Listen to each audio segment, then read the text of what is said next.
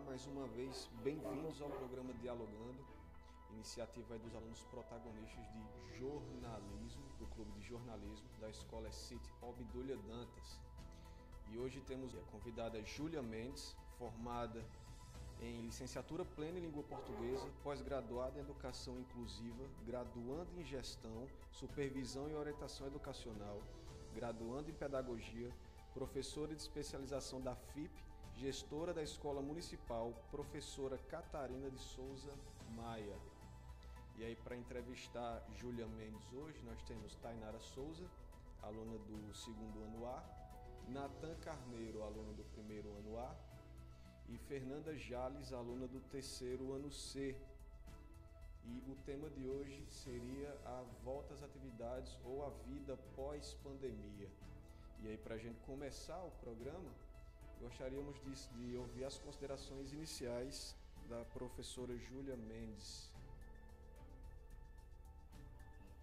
Boa noite a todos. É um prazer participar desse projeto que vocês têm em relação ao jornalismo, esse clube de jornalismo, por conta que eu já fui aluna do Obdúlia Dantas, então eu gosto bastante da escola. Conheço muitos professores daí que fazem parte da minha história e é sempre um prazer ajudar aos alunos dessa forma, principalmente com uma iniciativa tão prazerosa como essa, que é debater um assunto que é de suma importância na vida. Boa noite. Na sua opinião, você acha importante a reformulação de um novo calendário escolar, tipo, por exemplo, aulas nos feriados e nos finais de semana? Bem, boa noite, Fernanda. Eu não sei como é o calendário escolar do Estado. Eu não tive contato com o calendário escolar de vocês, no caso.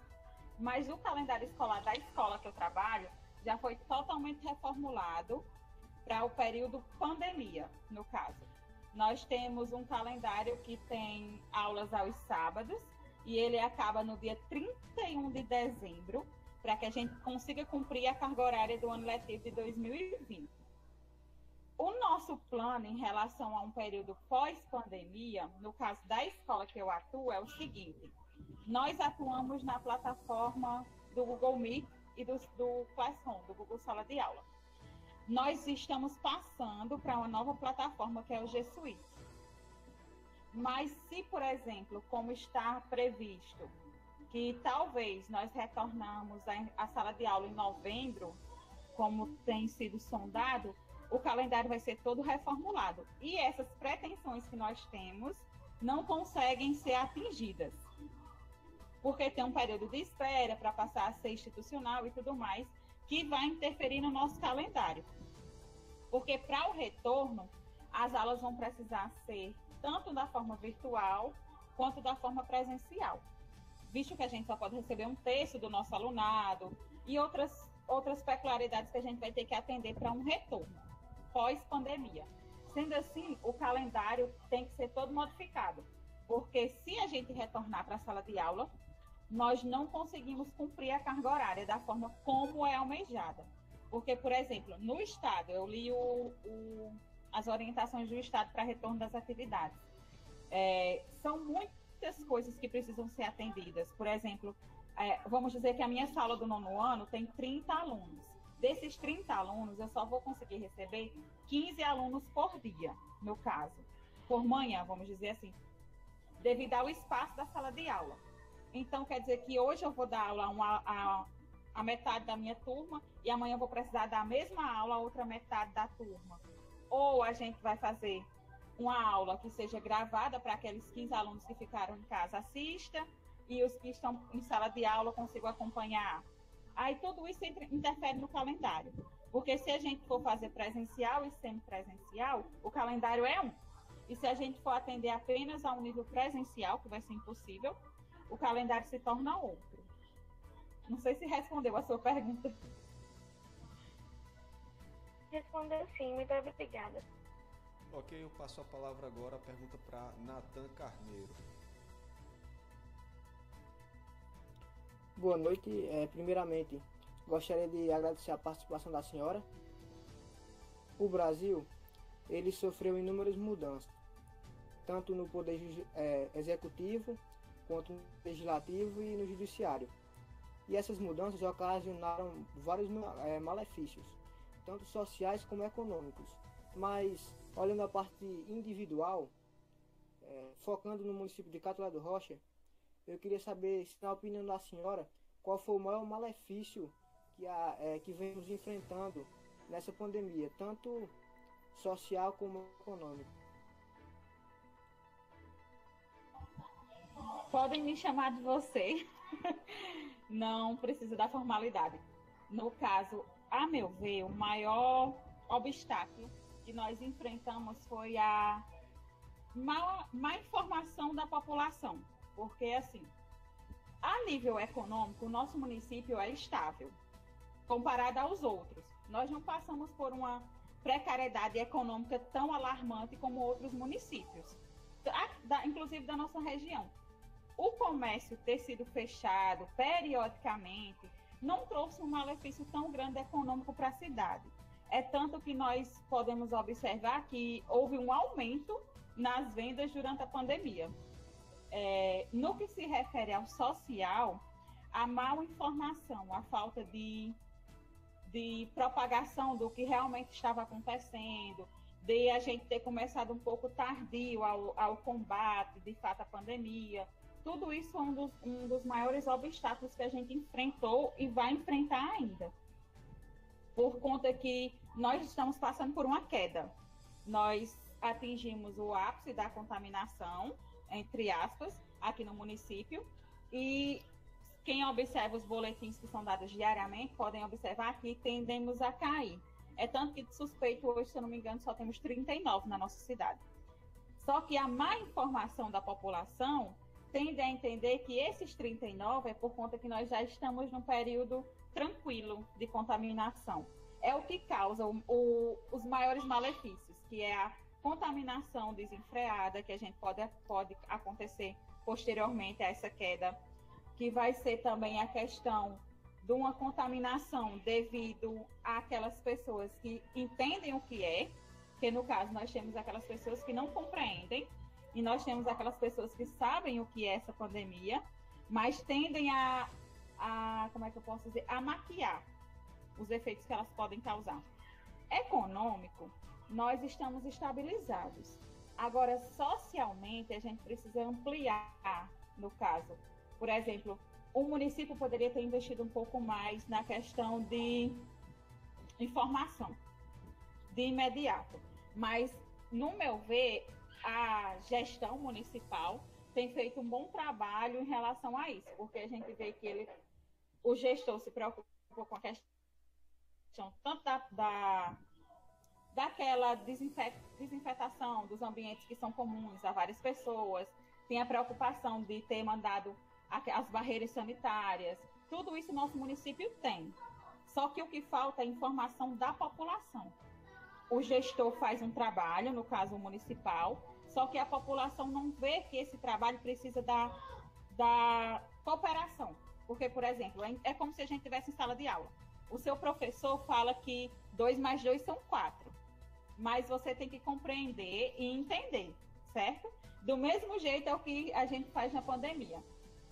A gestão municipal diz que o uso de máscaras é obrigatório, só que a população não coopera.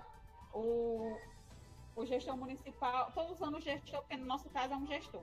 O gestor municipal diz que o comércio tem que ser fechado um horário e que só é para ir de fato se for extremamente necessário. Só que a população faz outra coisa. É isso que causa os malefícios que eu acho que você quis perguntar em relação tanto social quanto econômico. É a falta de informação. A meu ver, esse é o pior obstáculo que a gente enfrenta. Porque nós temos as pessoas que têm muita informação, mas que não transmitem. E nós temos as pessoas que não têm nenhum tipo de informação e que tendem a entender que isso logo vai passar, que isso é uma coisa que não vai chegar até você. Que, por exemplo, tem muita gente que está sendo assintomática aqui no município, graças a Deus, mas isso não significa que todos vão ser. Então, essa é a cooperação que a população não teve em relação a essas informações que trouxeram e que vão trazer ainda os maiores malefícios.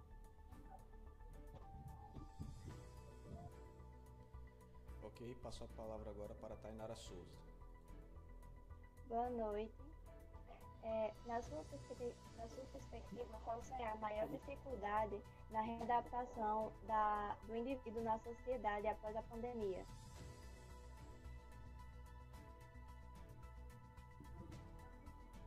Eu acho que a questão psicológica será a maior dificuldade de algumas pessoas, mas também não serão todas, psicologicamente falando.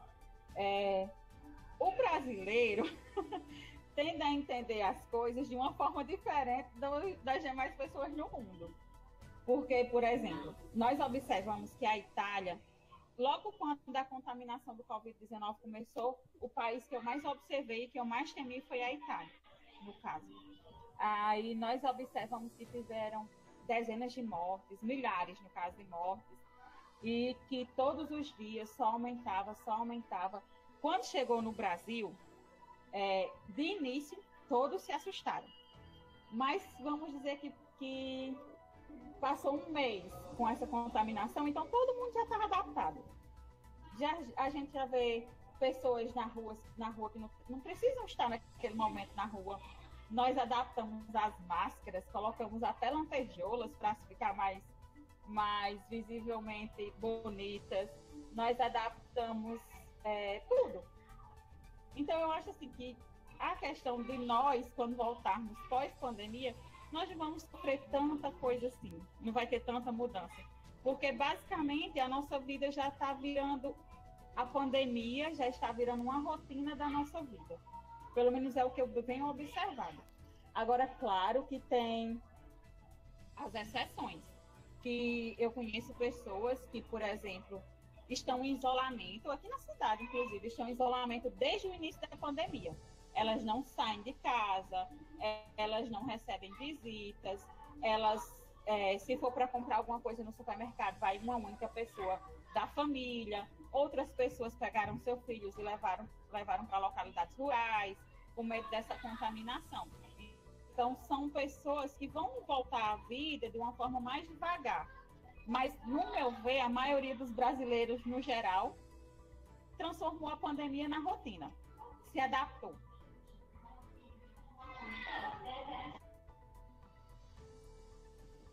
Ok, a vez da pergunta agora é para Fernanda. Eu gostaria de saber a sua opinião sobre se os alunos que estão na fase de aprendizado de leitura e da educação básica precisam de uma atenção maior quando voltarem às aulas presenciais.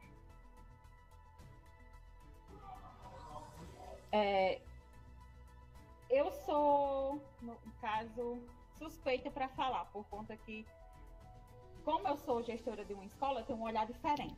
E como eu sou professora também, meu olhar se torna mais diferente ainda.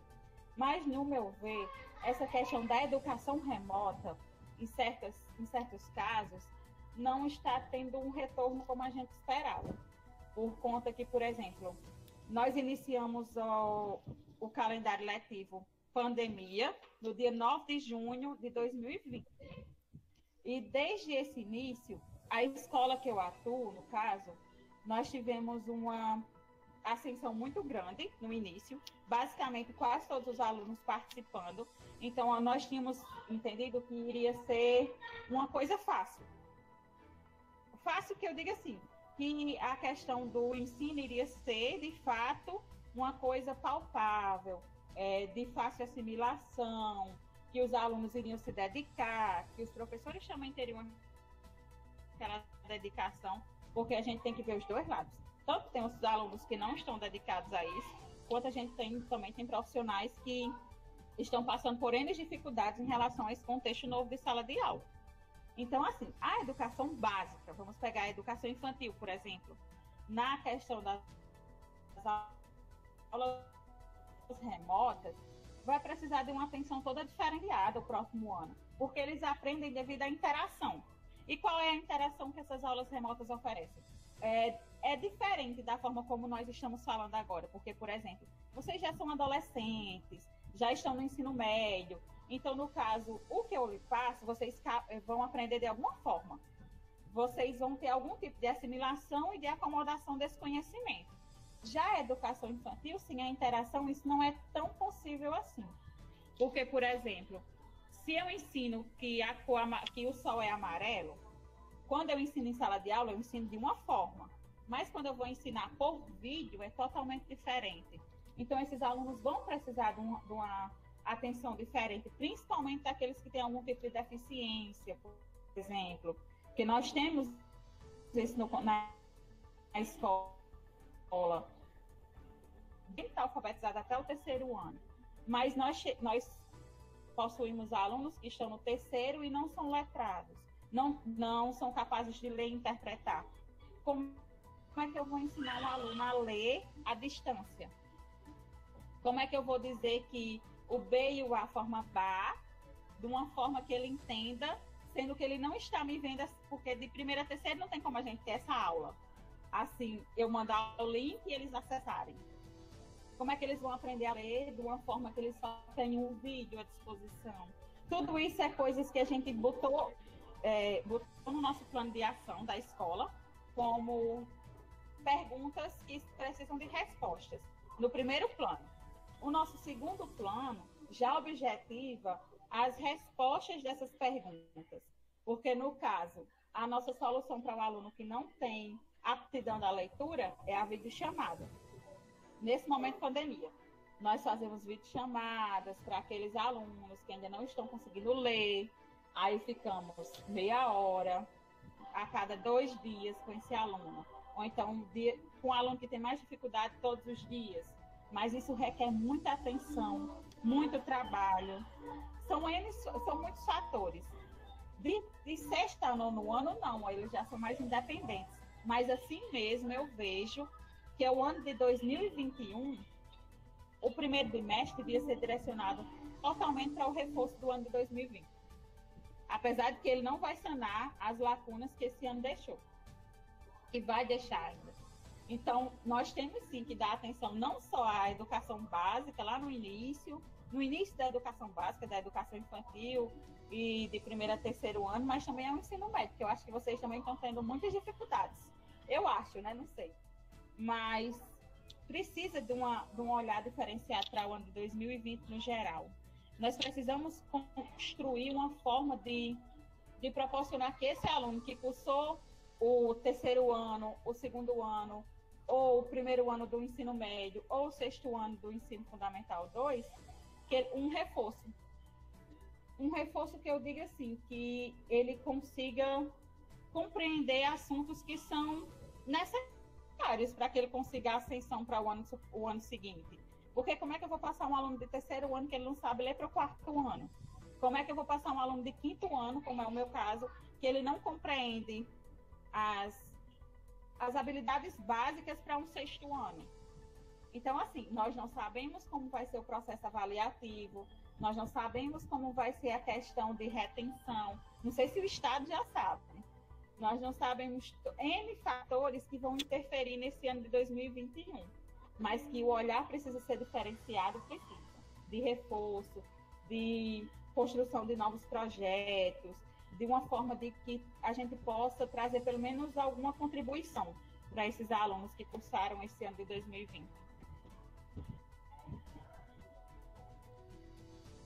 Ok, passou a pergunta para Nathan Carneiro.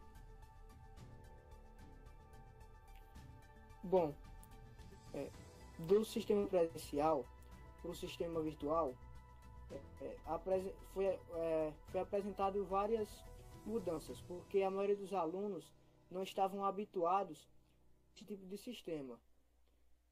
Então eu queria saber da senhora qual foi a maior dificuldade, qual será a maior dificuldade quando esses alunos voltarem para a parte presencial.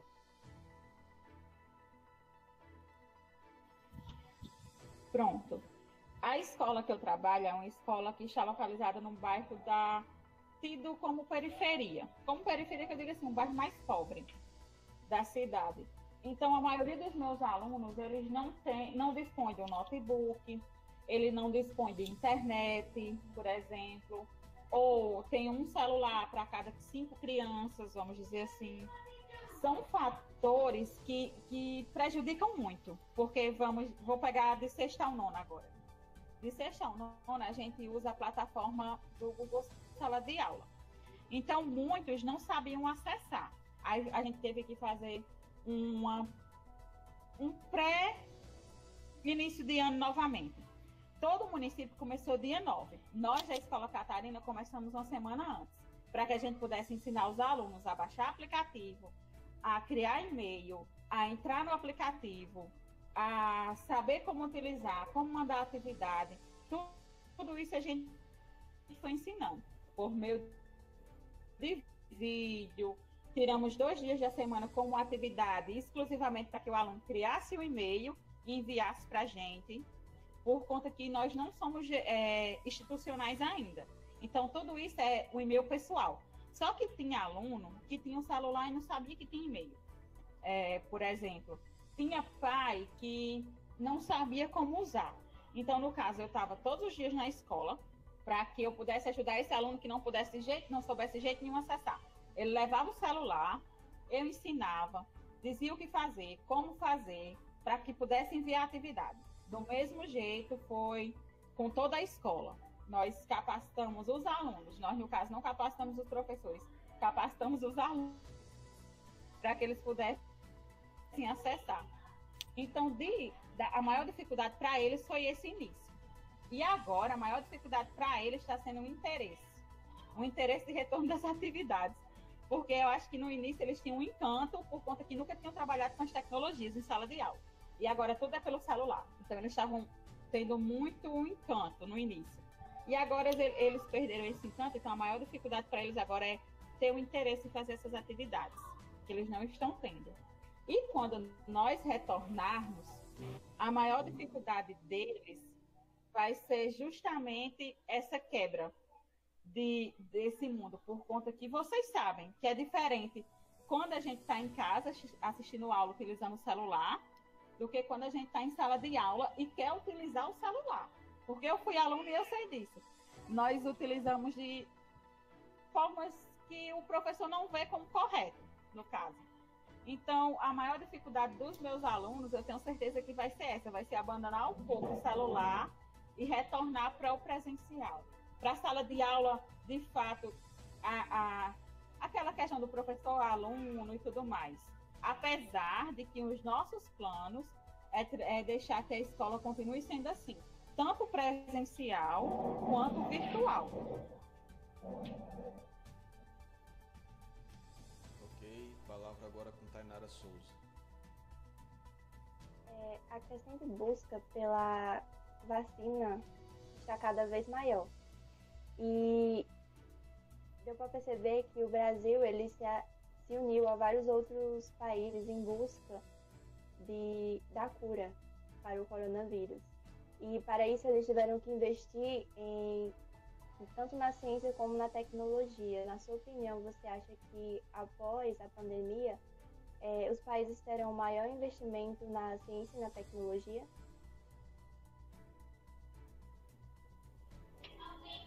Eu acho que os pais devem ter esse cuidado com o investimento tanto em educação quanto nas novas tecnologias e na ciência.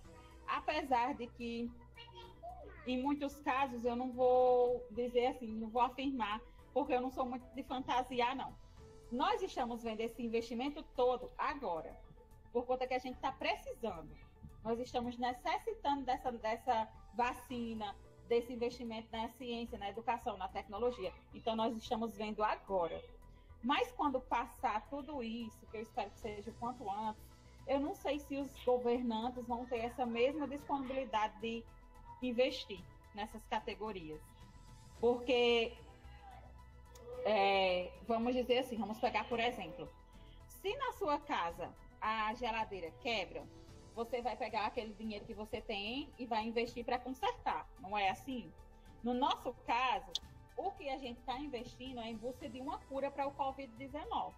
Então, no caso, quando essa cura for encontrada, será que realmente aquele dinheiro que os governantes têm para investir nessas categorias vão continuar sendo investidos? Será que eles vão continuar com essa preocupação de saber, de investir na ciência, na medicina, na educação? Porque a gente vê que a maioria dos municípios estão investindo de fato em formação. O Estado, eu sei que teve uma formação no início do ano, pandemia, no caso, para esse retorno das atividades para os professores. Foi um investimento? Foi na educação? Foi, mas poderia ter sido maior. Do mesmo jeito, no caso da gente. A gente teve um investimento no que eu digo de preparação dos professores, assim, foi, de certa forma, um pouco devagar, nesse caso, de um investimento da educação. Mas medicina, tecnologia, a gente viu maior. Então, eu acho que quando retornarmos, passarmos para um mundo pós-pandemia, esse investimento deveria continuar. Só que eu não sei se vai continuar de fato ou não. Porque a gente retorna para a mesmice que a gente era. É uma coisa que tende a não evoluir. Nós não aprendemos com os erros, no caso. O que deveria ser o contrário. Ok, eu passo a palavra para Fernanda Jales. Com o avanço da tecnologia, a população teve um aumento muito grande de acesso à mídia. E com isso também cresceu o número de fake news. Aí eu queria saber se você concorda que o maior número de fake news ajuda no número de contaminação de pessoas.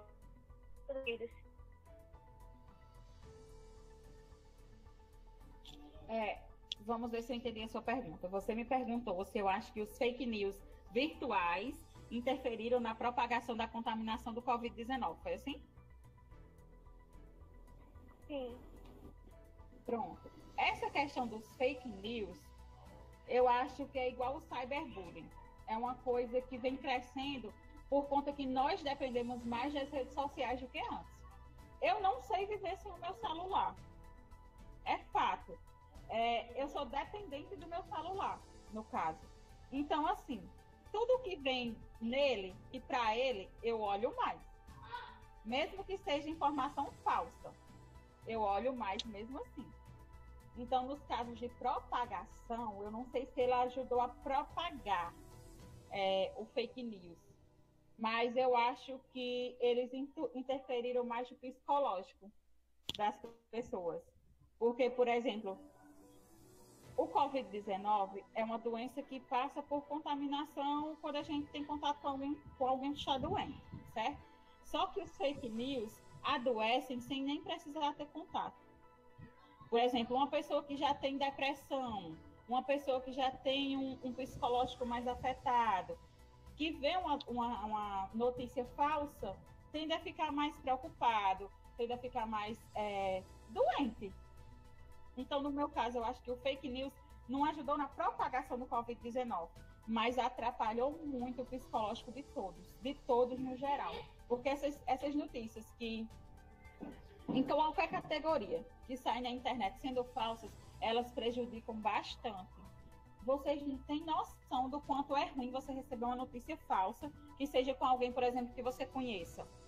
É uma carga psicológica muito grande para que você receba. Então, no caso dos fake news, eu acho que eles prejudicam psicologicamente nesse momento pandemia.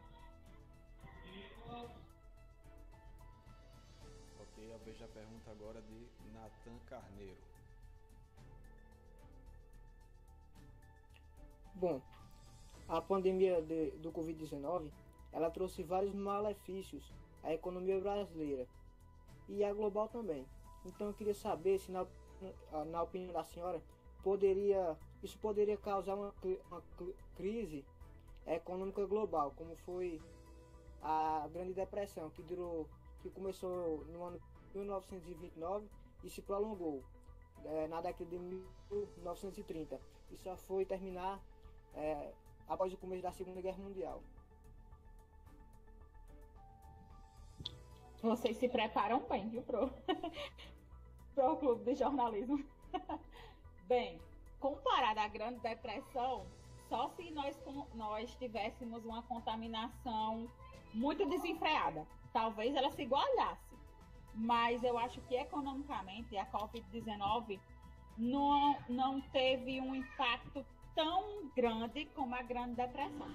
Mas, por exemplo, se os Estados Unidos, que é uma das maiores potências econômicas do mundo, tivessem tido uma contaminação ainda maior, a queda na Bolsa de Valores dele afetaria o mercado econômico mundial, inclusive o nosso. O dólar subiu e eu acho que eu não acompanhei mais essa questão do dólar de agora. Mas, por exemplo, as viagens internacionais estão muito baratas. Muito baratas mesmo. Nós estávamos procurando um pacote para uma viagem um dia desse, aqui no Brasil mesmo. No Brasil está mais caro, por conta que o brasileiro não parou de viajar. Mas como o estrangeiro realmente pegou esse pedaço da pandemia para o isolamento, o mercado deles ficou mais baixo. Você encontra viagens para o exterior mais em conta, mais baratas. O dólar, pelo menos no dia que eu vi, não estava um preço que eu achava que iria subir muito devido à pandemia, não subiu, ou então eu achava que iria baixar muito, também não baixou. Estava no mesmo valor normal. Então eu acho assim, que economicamente ela não afetou tanto assim não. Mas se não tivesse sido feito um plano como foi feito de imediato, ela teria afetado ainda mais. Por conta que teria que ter fechado fronteiras, como alguns países fecharam, de tanto você importar como você exportar mercadorias, e o que prejudica muito. Eu não sei se vocês sabem, mas a linha da Samsung, por exemplo, teve uma queda muito grande na questão da venda dos equipamentos, porque não tinha mão de obra para produzir. O aumento das vendas subiu, você encontrava mais pessoas comprando equipamentos tecnológicos, só que não tinha mão de obra. Por isso que muitos smartphones da Samsung deixaram de ser fabricados. Então, essa empresa teve uma queda nas suas vendas em relação à mão de obra, porque não tinham o que ofertar para os clientes. Isso aí, sim, economicamente em algumas empresas. Mas mundialmente, pelo menos no meu entender, no caso, não teve essa queda tão drástica dos mercados de valores e econômicos de vários países. O nosso, por exemplo, está tendo um aumento nas coisas, claro, mas é um aumento que a gente já estava acostumado, só que a inflação realmente está mais alta. Por exemplo, o arroz em São Paulo, vou usar o arroz que é o que todo mundo está usando, chegou a R$8. Então é um aumento muito grande para uma coisa que a gente tem, é corriqueiro do nosso dia a dia. Está começando a afetar agora, Nata, no caso o Brasil, porque está tudo subindo. Mas antes eu não tinha visto esse aumento e essa afetação econômica, não. Passo a palavra para a Tainara Souza. Para encerrar minhas perguntas, eu gostaria de saber, na sua opinião, o que a pandemia trouxe de bom para as pessoas? Porque mesmo de cada situação ruim, a gente pode tirar uma coisa boa, um proveito. Na sua opinião, o que a pandemia trouxe de bom? O que ela trouxe de bom, eu vou dizer de duas formas. O que ela trouxe de bom na educação, para o profissional da educação, foi que ele aprendeu que ele não pode parar de estudar. Então, a pandemia trouxe de bom essa questão aí, que você não pode parar no tempo. Porque eu tinha profissionais que diziam que não utilizariam o celular em sala de aula jamais, e hoje em dia dependem dele. Tinha profissionais que estavam altamente capacitados e foram a salvação de outros. Então, essa cooperação no que diz na relação escolar, você encontra como uma coisa muito boa que a pandemia trouxe. Eu vou só citar um exemplo. Eu assumi a escola esse ano, então eu não conhecia quase ninguém. Mas eu percebi que a minha equipe é tão boa nessa questão de cooperação, que eu não tive nenhuma dificuldade. E eu achava que eu ia enfrentar um mar enorme de dificuldade. Eu ia ser igual a Moisés, eu iria ter que abrir o mar para poder passar. Mas foi ao contrário. A pandemia trouxe isso, a cooperação entre os profissionais, que eu estou achando muito bonita isso. E no que se refere ao social, é que nós vamos dar mais valor a um abraço, nós vamos dar mais valor a um beijo, nós vamos dar mais valor à companhia do outro. Nossa, eu vou dizer por mim. Eu sinto muita falta de ver todo mundo junto. De estar numa sala assim, cheia de gente, na escola, por exemplo, que as reuniões é tudo pela plataforma Google Meet, ninguém chega mais perto. Quando eu vejo alguém, eu não posso chegar nem perto da pessoa por conta da contaminação. Eu não gosto dessa questão de não poder chegar perto do outro. Dos meus alunos, quando me chamam de tia, quando eu era professora, não poderem me abraçar quando me vêm. Isso é triste. Então, essa vai ser a maior... o abraço talvez seja a maior coisa que nós vamos valorizar daqui para frente. Talvez tenha mais valor, talvez não, pelo menos para mim. Vai ter mais valor do que muitas ações que realizavam. Eu não gosto muito de abraçar, não, mas eu estou sentindo tanta falta de abraçar o povo agora. Então, eu acho que a pandemia trouxe isso, essa questão do apego, do carinho, da cooperação entre a maioria das pessoas. Tudo isso é a pandemia que trouxe. Nós já tínhamos, só não dava valor. Ok, passo a palavra para Fernanda. Esse distanciamento social fez com que as pessoas precisem se afastar umas das outras e fazendo com que muitas dessas pessoas se sintam meio assim, excluídas. E você acha que depois dessa pandemia as pessoas valorizem mais e busquem mais laços afetivos? Com certeza. Com certeza você vai encontrar mais pessoas mais carinhosas, mais apegadas, que vão dar mais valor a um simples aperto de mão, a um abraço, a um beijo, um carinho. Tudo isso a gente vai encontrar no mundo pós-pandemia, assim eu espero. Espero que eu não esteja sonhando tão alto. Nós estamos no meio entre duas esferas. Nós temos o que a gente tinha, o que nós tínhamos. No caso, nós tínhamos um mundo que tinha tudo isso. Você podia estar perto de quem você quisesse, podia chamar os amigos, estar na escola na hora que você quisesse, com todo mundo, ali em sala de aula, por exemplo, como vocês. Nós tínhamos um mundo normal. Aí nós entramos em um mundo que não estávamos acostumados. Um mundo em que você não pode ir na casa de ninguém, que você não pode andar sem máscara, que você não pode tocar na mão de um amigo que você vê na rua, que você não pode abraçar, que você não pode beijar. Tudo isso interfere no seu psicológico. Quando nós passarmos por isso, o nosso psicológico vai ter sofrido alterações, porque é normal, é do ser humano, ele se adapta ao contexto em que ele está. Nós estamos nos adaptando a esse isolamento social, porque é de praxe do nosso ser. Nós somos feitos para se adaptar, seja a qual contexto a gente seja inserido. Então, quando a gente passar desse contexto de isolamento, nós vamos nos adaptar novamente ao mundo que nós tínhamos, que era dessa questão do apego, principalmente nós, que se a gente vê uma pessoa a 1 metro de distância, já vai abrindo os braços para receber a pessoa. Então, a gente vai voltar a ter tudo isso, assim eu espero. E que vai trazer mudanças, vai, mas eu espero que traga mudanças melhores nessa questão afetiva.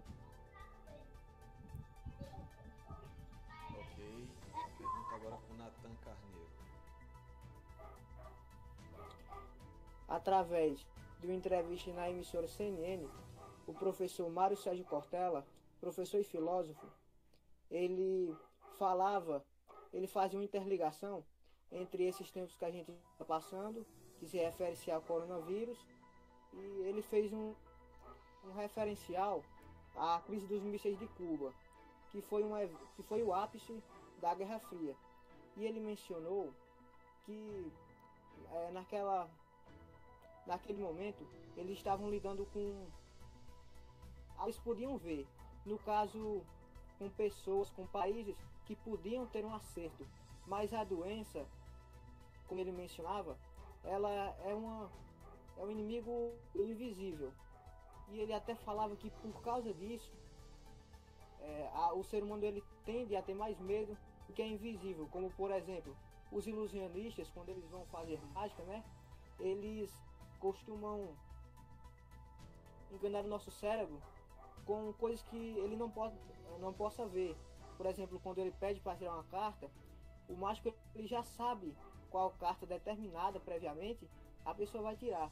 Então eu queria saber se depois dessa fase de adaptação ao novo coronavírus, se depois dessa fase de tantas contaminações, mesmo esse inimigo sendo invisível, a gente pode ter essa sensação que ele se tornou visível, não o vírus próprio, mas nas pessoas que ele está matando ou nas mudanças que ele está causando.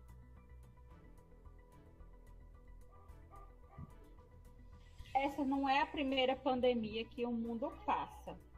Vocês conhecem a gripe espanhola?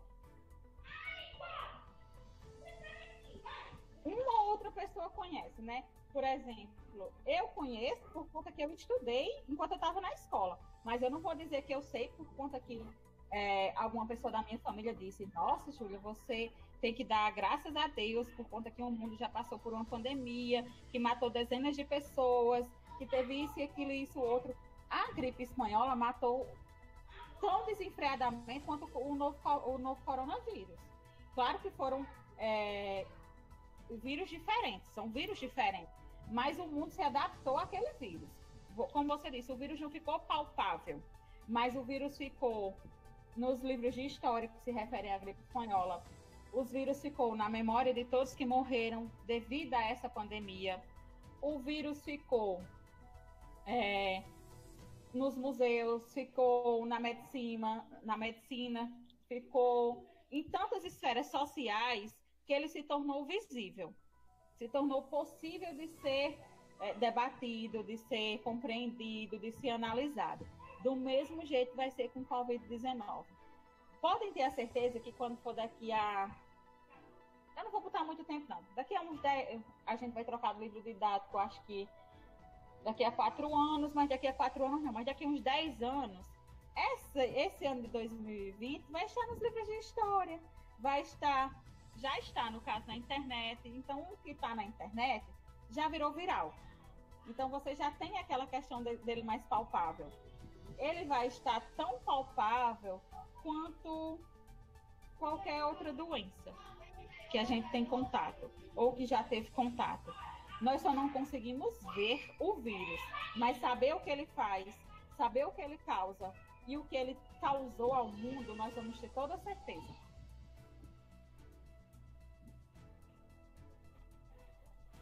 Deixo a palavra com a professora Júlia Mendes para as considerações finais. A palavra é sua. Bem, novamente, muito obrigada pelo convite. Eu considerei como uma roda de conversa, uma coisa bem informal, como já tinham me passado. Então, no caso, eu não tive tanta questão de trazer informações para vocês teorizadas. Eu disse mais questões que eu acho, a minha opinião, no caso, o que eu vejo que realmente acontece. Então, assim, agradeço. Quando precisarem, pode chamar. Estou à disposição de vocês em qualquer situação. Tanto eu quanto a equipe da escola, se precisar, nós temos excelentes profissionais. E espero que vocês não deixem de fazer, por conta que é uma coisa que é muito importante para os jovens e para todo mundo. E uma coisa que vocês podem ter certeza é que o Covid está assustando muita gente, mas é só ter paciência, que tudo passa. Logo, logo, tudo tem voltado ao normal. Muito obrigada. E quando precisar, podem contar comigo.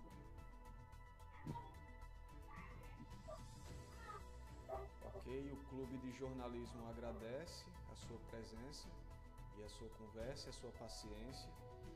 E para você que está nos assistindo, vocês vão encontrar informação aí do Instagram da escola e do Instagram do Clube de Jornalismo. Você vai encontrar aqui abaixo. Até mais e tchau.